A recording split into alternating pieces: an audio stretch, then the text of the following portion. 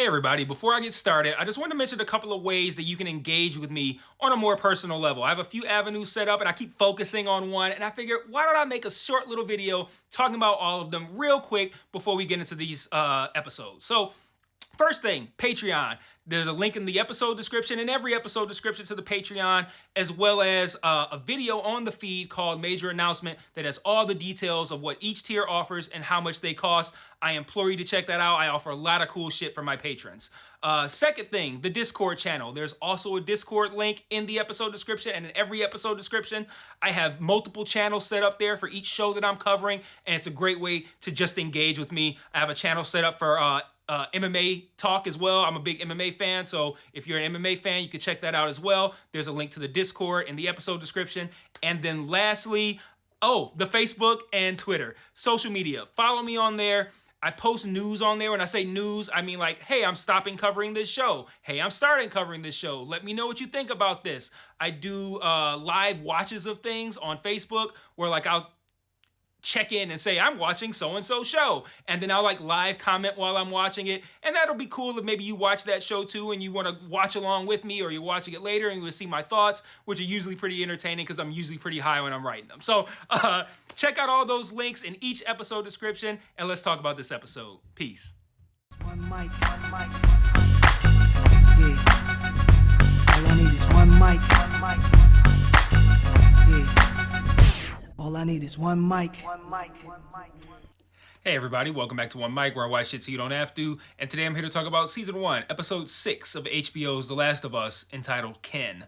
I think there's a lot of different ways we can interpret this episode title. For one, Joel reunites with his Ken in this episode, that being Tommy, of course. Side note, I totally went, oh, when they saw each other, ran up and hugged. I was like, that was adorable. Also, in the time since they've seen each other, Tommy has created all fresh new Ken.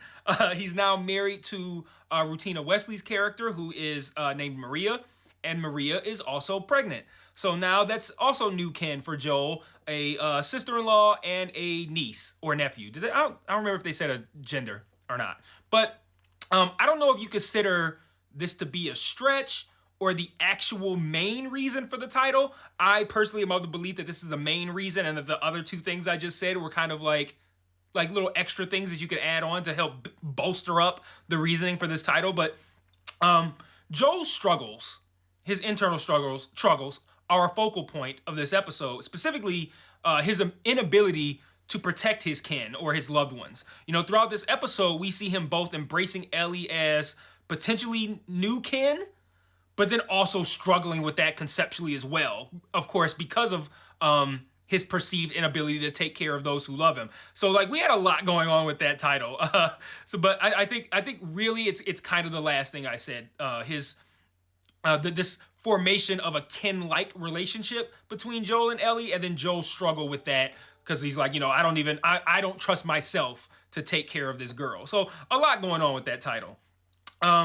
Before I get fully started about the episode, I want to apologize for delaying getting this video out. I know I normally get it out a little bit earlier in the day, but for those of you who've been around for a while, not even for a while, but for the past, couple of months, I've been dealing with like a lot of health shit, like nothing crazy, like I ain't got cancer, I'm not dying, no shit like that. But like, my back is fucked up, my spine is made out of Pringles. I had like a cold flu kind of thing going on, which is why I took off like pretty much all of like last week, like the middle portion of the last week. And then fucking yesterday, I ended up with something like, I wouldn't call it food poisoning because it wasn't that bad, but it was probably like a step below it, where my stomach was all fucked up. And then like this morning, it was better, but still kind of fucked up. And I just got off to a bad start today. So I had a lot of videos I need to take care of today. This one, Mayor of Kingstown, 1923. And I'm just now getting started with this one. And I'm not even going to tell you guys how late in the day it is. So 1923 and Mayor of Kingstown are going to be saved for likely tomorrow, but I also got to focus on Snowfall as well, with that coming on Wednesday. So I don't know when I'm going to get those out, but that's the reason why this one's coming out a little bit later, and why you won't see Mayor of Kingstown, why you didn't see Mayor of Kingstown on Sunday, which is when I generally like to get it out. That's why you didn't see it on Sunday, that's why you're not going to see it today, and that's why you won't see 1923 today as well. So let's talk about this episode, and I'm wondering how viewers are feeling at this point, right? Like, we're 6 episodes in, and there's been, I'd say, very little action, but the character work on this show has been fucking tremendous. Like, and this episode is no different, right? Yeah, sure, there's no action like there was last week, but the work they did with Joel and Ellie as a pair, and then what Pedro in particular, Pedro Pascal, did in this episode as Joel, I thought was just absolutely remarkable. You know, I said at the top that I believe the focus of this episode to be building this kinship with Ellie for Joel, and how much Joel is struggling with that because of his inability to protect his loved ones. So for this video, I kind of want to focus on what we see in this episode that really highlights that concept. Why, like for me, the biggest takeaway with that title of kin is the struggle with Joel potentially accepting Ellie as like a surrogate daughter. Like that seems to be like the focus of this episode. So I really want to highlight the things that kind of like feed into that idea. You know, like, yeah, we could talk about how fucking dope that city was and how they had a fucking city council and shit. Like that, like that was cool, but that was just kind of like world building, right? Like, so you get an idea of like how nice it is for them there, why they need to be so protective of that space, and how hard it must be for Joel and Ellie to leave it. So like, you know, that kind of stuff is important, but like I really want to focus on what happened in this episode that feeds into Joel's insecurities. And I think easily the most powerful moment of this episode, and as much as I like Pedro, I was surprised. I didn't think he could handle this, but I love how he conveyed the deep internal struggle he was dealing with, the doubt, the fright, because it felt like someone saying something they've been holding in for so long, and now you finally get a moment to let it out, and it just flows forth like water from a dam. And, you know, we've seen Joel as a total badass for this entire show. But when he's alone with his brother in this episode, and he's honest, it was really moving to see him describe these feelings of fear and doubt through tears. So obviously I'm referring to this conversation that they had in this, I don't even know what place they were in, but it was Joel was working on his shoe that we had seen him duct tape up earlier. Tommy brought him some new boots, and then that's when they have this conversation. And another aspect of this conversation that I thought was interesting was earlier in the episode, Joel lied to Tommy about Tess, and he lied to Tommy about what he was doing with Ellie. And he tells the truth in this scene, but what I really want to talk about is when Joel conveyed his insecurities. Because I thought it was an incredibly powerful scene.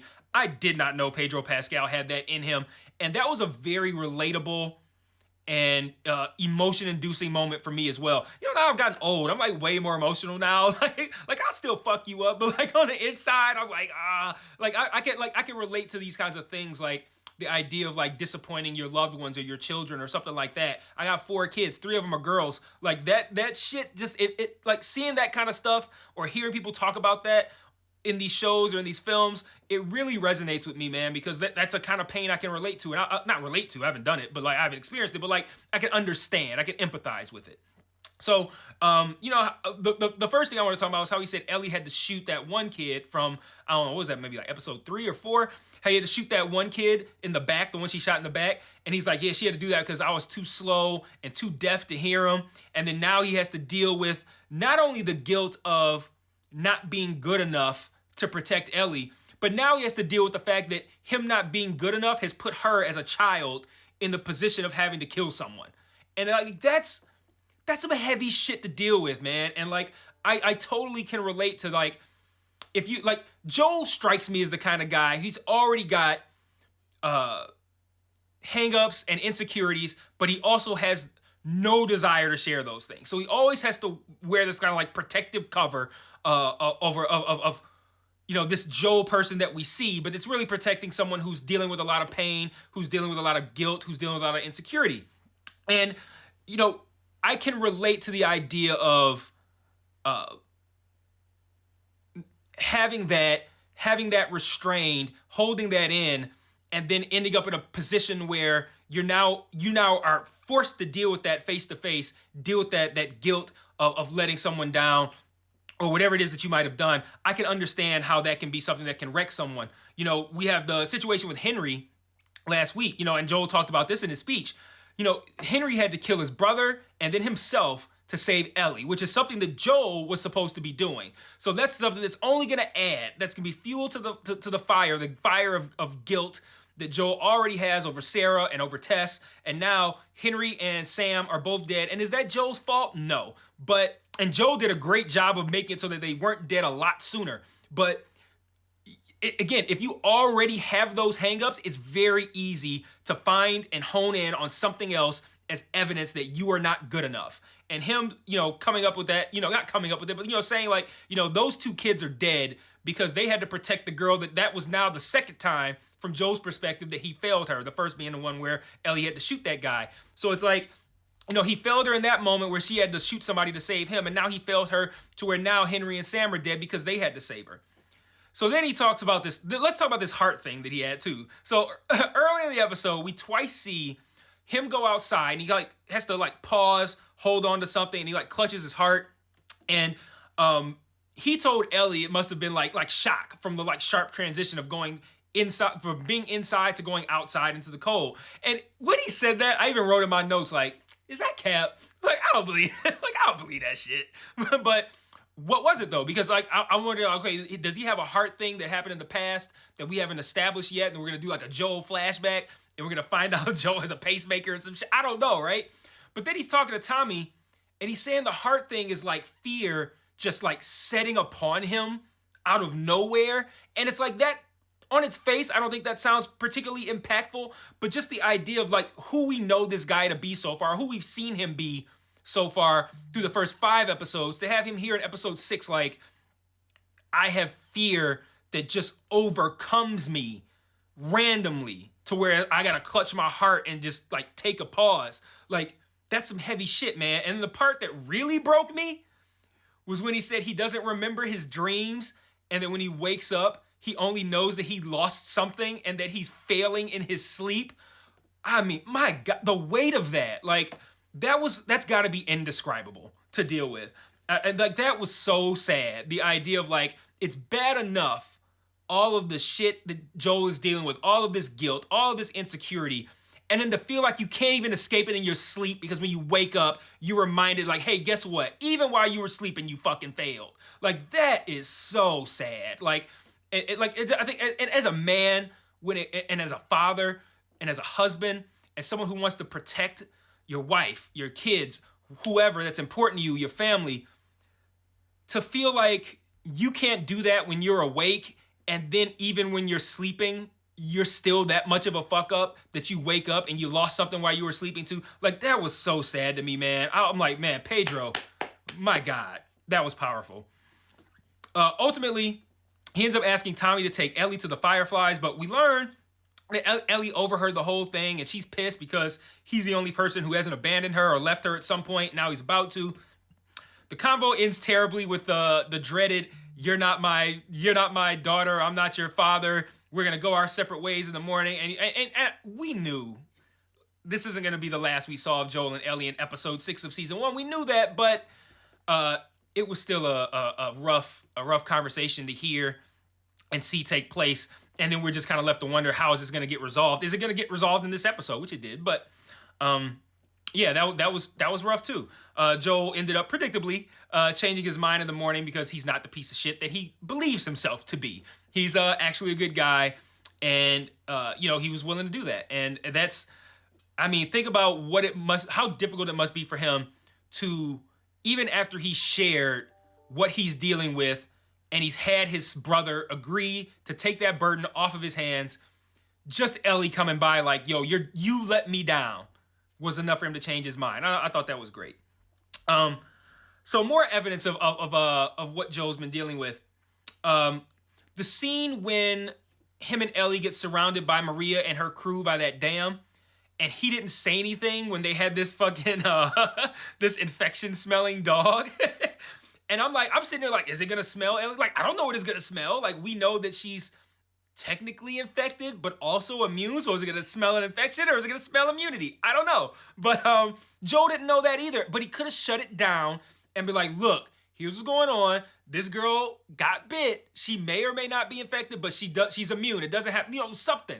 But he stood there and he allowed Ellie to potentially get ripped to shreds by this dog because he was too fucking scared to say something. And we didn't realize that at the time. It kind of comes through during the speech that I talked about. But at the time, I was just sitting there like, at the time, I was almost mad at the show. I'm like, are we gonna pretend this was okay? Like, he should have said something. Like, he's just not gonna say anything, and we're just gonna move on from that. We didn't, but so sorry, The Last of Us, for doubting you in that brief moment of weakness that I had. But another example was her doing a good job of keeping watch. So, Joel said, I'm gonna do both the first and second watch, but he fell asleep. And when he wakes up, Ellie's doing the second watch, and he's kind of panicked, like, you gotta wake me up if this happens. She's like, look, I took care of everything. I can't remember everything she ran out. She's like, I watched my six. I took the high ground, whatever. She laid out, but she said, just like you taught me. And that was the father-daughter moment. Like, that was very much a father-daughter-like moment. Like, hey, I'm worried about you doing this watch thing. I did everything just like you told me, Dad. Like, that's what that came off as. And then lastly, they make it to the University of Colorado at the end of the episode. So we find out that the Fireflies are not in this town that Tommy is in. They're actually at University of Colorado. I think it was University of Colorado anyway. And that's where they need to go in order to try to, see if they can make some sort of cure out of her blood or whatever. So they get there, and no one is there but monkeys. And I was kind of on Ellie's side. Like, I, like Ellie, believed, like, maybe they just turned into monkeys. Everybody did. But what ends up happening is it was actually abandoned. Some raiders come, and Joel ends up getting stabbed. And the episode ends with this, like, is Joel gonna die cliffhanger? Which, in addition to the sadness of the character dying in general, it's extra sad because you're scared for Ellie, because it's like, okay, now this kid is in the situation alone, like, by herself, like, in the middle of nowhere, just like, I don't know, like that's a scary situation for a kid, and that's a scary situation for me as a parent who has kids, to think of how scary it would be for my kid to be in that situation without me. So, like, a very relatable shit, man. And then even worse is, guys, if you didn't watch the preview for next week's episode looks like it's gonna be an all Ellie flashback, unless they took anything Joel related out of it to make sure that you don't get spoiled. Like, if you see Joel, you'll be like, well, I guess he lives. But I feel like the episode might actually be an entirely Ellie flashback. And then episode 8, we'll find out what happens with Joel. And then episode 9, I believe, is the finale. So, like, that kind of makes sense. But man, they're gonna make us wait 2 weeks to find out about that. That's pretty weak. So I want to wrap up with a couple of thoughts that don't tie into my thematic idea here of Joel's insecurities and whatnot. Just a couple of things that I thought were of note. I really liked the opening scene with that Native American couple. Like, I thought they were like a cute couple. They were fun, and I like their, like, very straightforward nature. Like, when Joel says, point to on this map where we are, and the guy and he says, your answer better match your wife's. And, like, that could have been like a whole mind fuck kind of game, but the guy took the same approach I would. He was like, did you tell him the truth? Yeah. Are you telling me the truth? Yeah. All right, here you go. This is where we're at. Like, it's simple. Like, I like that. And then also their vibe was very much like Reservation Dogs to me. So that felt like, I was like, oh, I'm getting Reservation Dogs with my Last of Us. I like this. So I thought that was pretty cool. I legit laughed when Joe said if he could do anything, he'd be a sheep farmer, because sheep are quiet and do as they're told. And he looks at Ellie like, why don't you turn into a sheep so you can shut up and do as you're told? I thought that was funny. The look was great. But then later, he's like, yeah, I'm not so sure about sheep farmer. He's like, when I was younger, I used to want to be a singer. And I swear to God, they better not do this. There better not be some terribly sad moment or something, and then he starts fucking singing. I'm gonna lose it. They better not do that, because I know it's gonna sound terrible, but I know it's gonna be sad. I really hope they don't do that, but they probably will. So that's all I got for this week's episode 6. Let me know what you thought about it in the comments. Let me know what you thought about any of the things that I talked about. And I will see you guys next week for episode 7. And until then, peace.